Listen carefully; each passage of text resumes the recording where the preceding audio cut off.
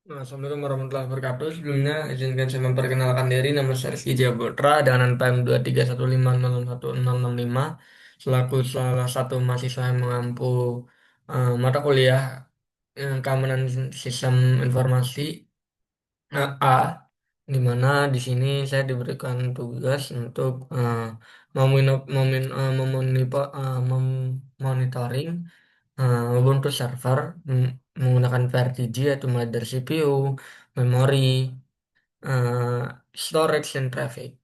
Sini mungkin kita mulai dari CPU, kita masuk ke live data. Di sini jika kita melihat, bentar. Jika kita melihat bahwasannya eh, ini digunakan untuk menunjukkan penggunaan CPU pada server, di mana sekitaran saya sedang runnya dari pukul 8:30 sampai sekarang, di mana di sini pada analisis terakhir secara keseluruhan tuh penggunaan CPU server saya itu sangat ringan di sini karena tetap stabil dan bebannya tuh konsisten itu antara di 1% hingga 1,1. Ini artinya dia menunjukkan bahwa server sebagian besar dalam keadaan idle atau hanya menjalankan tugas-tugas latar belakang hanya yang tidak intensif itu tugas-tugas yang ada di latar belakang pada Ubuntu servernya.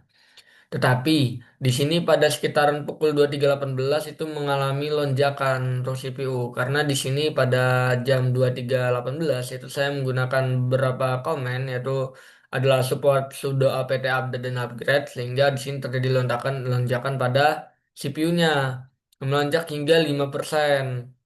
Itu berdasarkan nilai maksimum yang tercatat. Lonjakan ini terlihat jelas tuh bahwasannya didorong oleh penggunaan prosesor 4 mana? Prosesor 4 di sini bisa dilihat bahwasannya prosesor 4 itu berwarna coklat sehingga kita dapat simpulkan bahwasannya prosesor 4 lah yang membuat lonjakan dan prosesor 3 juga tetapi prosesor 3 hanya 4%. Lonjakan ini tuh sangat singkat, itu kemungkinan hanya berlangsung selama satu interval atau 60 detik selama sebelum langsung kembali ke level normal. Ini bisa jadi saja disebabkan oleh beberapa saja selain penggunaan komen yang saya lakukan seperti tugas terjadwal atau cron job, pembaruan sistem secara singkat atau proses login. Jadi untuk kapasitas dengan penggunaan maksimum yang hanya mencapai 5%, CPU server saya itu sama sekali bukan bottleneck atau memiliki lebih dari cukup kapasitas cadangan. Masuk ke device lainnya, di sini kita mungkin bisa lanjut ke Meminfo, di mana di sini gunakan untuk maaf, di sini digunakan untuk memori, untuk memonitoring memorinya. Jika kita masuk ke menggunakan live data, nah di sini tuh digunakan untuk menunjukkan penggunaan memori atau RAM pada server saya itu dalam waktu selama server ngerun. Di mana dalam sini terlihat bahwasannya stabil, itu menunjukkan bahwasannya kondisi memori server saya itu sangat stabil dan sehat. Pada server Linux itu metrik yang terpenting adalah available memory, yang mana garis biru tua ini, yang ini. Ini menunjukkan beberapa banyak memori yang benar-benar dapat digunakan oleh aplikasi baru, termasuk chat dan juga yang bisa dilepaskan oleh OS. Garis ini secara konsisten tuh berada di angka 66% yang ini, saya lihat, di bawah 70.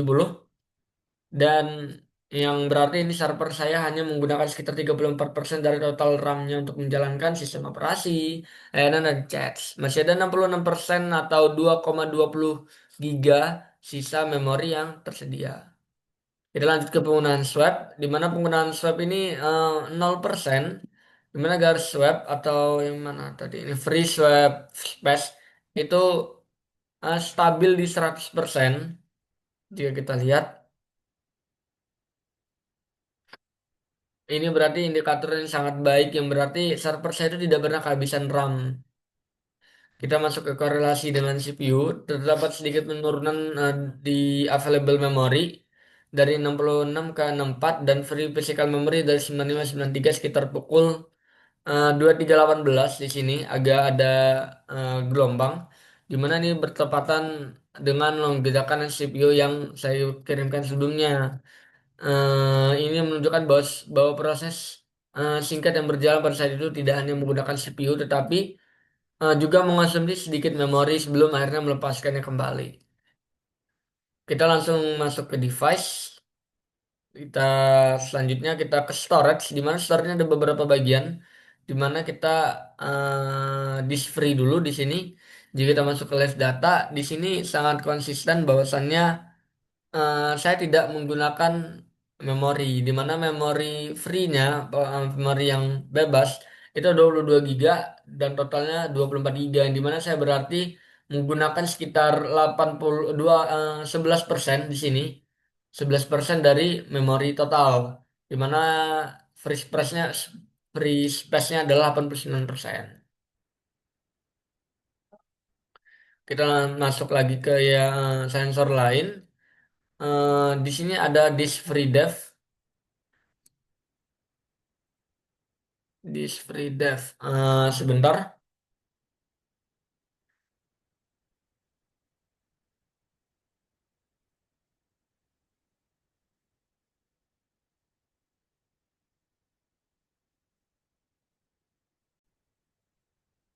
Ini bisa kita lanjut. Di sini kita bahas disk free dev.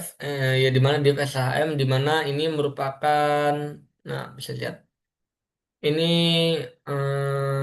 biasanya digunakan untuk melihat kapasitas penggunaan memori bersama atau share memori.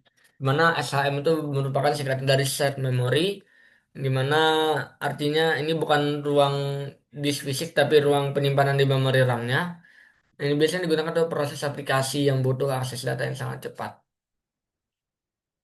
Di sini untuk terlihat bahwasannya itu konsisten berada di 100% yang artinya saya tidak menggunakan sedikit pun dari share memorinya, di mana dia konsisten bahwasannya ruang yang bebas itu ada di 100%. Kita lanjut lagi ke run,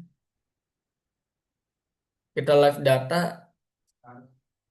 Nah, di sini run itu adalah penyimpanan data runtime yang digunakan oleh sistem dan service setelah sistem boot. Dimana ini tuh seperti yang kita tahu berisi file-file status, baik di socket di log file yang biasanya hanya berlaku ketika sistemnya hidup atau mengalami runtime. Di sini saya menggunakan sedikit saja, sedikit penggunaan. Di sini bahwasannya ruang yang ada yang free itu adalah bisa lihat di sini 99,7%, di mana di sini merupakan berarti saya menggunakan sedikit saja. Lalu kita lanjut ke run runlock, di mana pada penggunaan runlock seperti yang kita tahu itu runlock digunakan untuk menyimpan log file agar dapat mencegah dua proses mengakses sumber daya yang sama secara bersamaan. Nah, pada log file di sini tidak digunakan sekalipun pada ketika server berjalan. Kita masuk ke device, run user. Nah, di sini tuh biasanya digunakan untuk login, untuk aktivitas login. Nah, di sini biasanya merupakan directory runtime yang bersifat sementara yang dibuat secara otomatis oleh sistem untuk setiap user yang login ke Linux. Oke, kita lanjut lagi ke traffic, di mana traffic ini digunakan untuk em, melihat lalu lintas, tapi di sini tidak ada traffic satupun sejak saya ngeran.